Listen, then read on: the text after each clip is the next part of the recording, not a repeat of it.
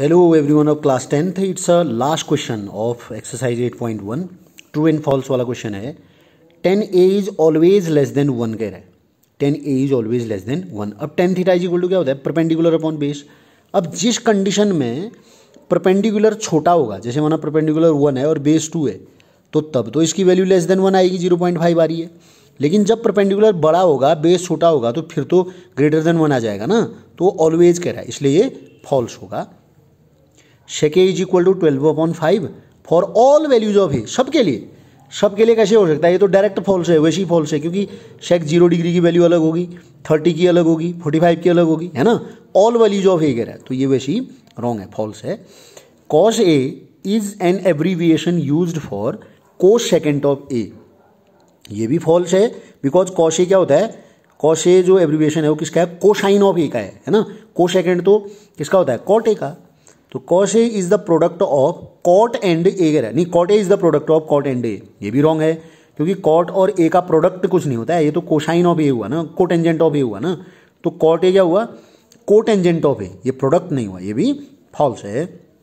Sign theta is equal to 4/3 for some value of theta. Some value of theta कह रहा है. अब sine theta क्या होता है? Perpendicular upon hypotenuse.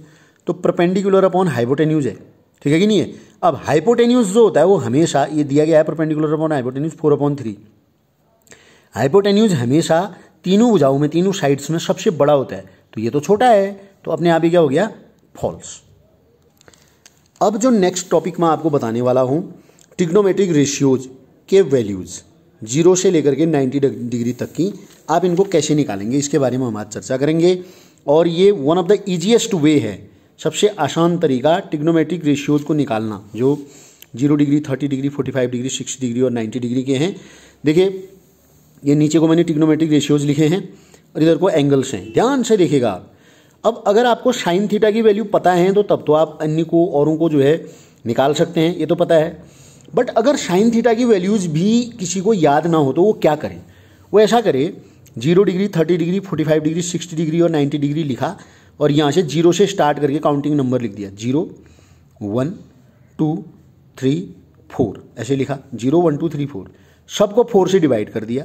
0/4, 1/4, 2/4, 3/4, 4/4. फिर उसका स्क्वायर रूट निकाल दिया.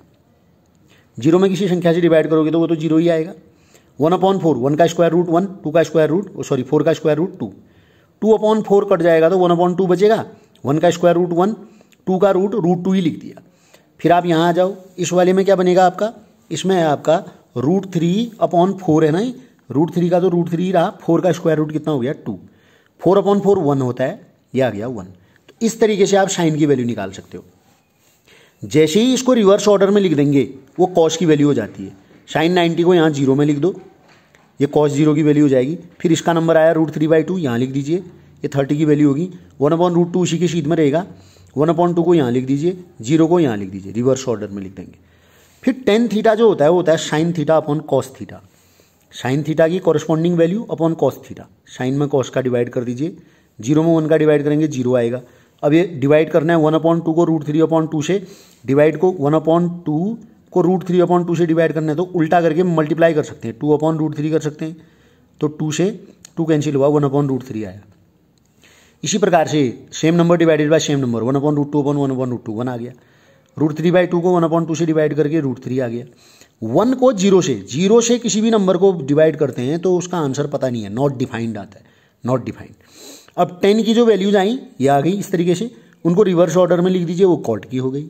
ये नॉट डिफाइंड फर्स्ट में आ गया, फिर √3 आ गया, फिर 1 आ गया, फिर 1/√3 आ गया, फिर 0 आ गया. ठीक. कॉस का रेसिप्रोकल माने 1/, उल्टा करके वो होता है सेक. 1/cos थीटा बराबर सेक थीटा होता है. 1/1 क्या हुआ? 1. इसको उल्टा कर दीजिए, √3/2 था, 2/√3 हो जाएगा, ये हो गया. √2/1 हो जाएगा, √2 आया हो, ये 45 डिग्री की वैल्यू होगी, सेक 45 डिग्री. 1/2 को उल्टा करेंगे, 2/1 हो जाएगा, यानी कि 2. 1/0, ये 1/cos थीटा होता है ना, 1/0 is equal to not defined, फिर से नॉट डिफाइंड आ गया. फिर इसी को आप रिवर्स ऑर्डर में लिख दीजिए, वो कॉसेक हो जाएगा, इनफाइनाइट या नॉट डिफाइंड रादर. फिर 2, फिर √2, 2/√3 और 1. या आप कोसेक को और एक तरीके से निकाल सकते हैं, कैसे, साइन का रेसिप्रोकल, साइन का उल्टा, 1/0 नॉट डिफाइंड, ये 2/1 हो जाएगा, 2 √2/1 √2, 2/√3, ये देखिए 1/1 1। इस तरीके से आप 0 डिग्री से लेकर के 90 डिग्री तक की वैल्यूज़ को निकाल सकते हैं आसानी से। आई होप आपकी समझ में ये आया होगा, बहुत ईजी तरीका है।